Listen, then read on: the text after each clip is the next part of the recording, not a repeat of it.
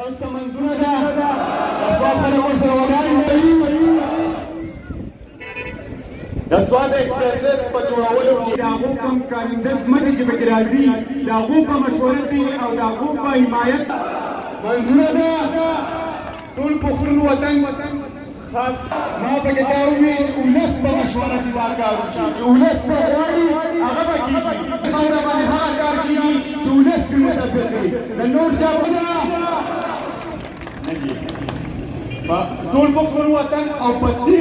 او دا خلک چې متاثره شوی دی نو موږ دا نه غواړو چې هغه حالات بیا راشي او هغه غواړو چې راشي تاسو یې غواړئ د جنوبي وزیر وزیر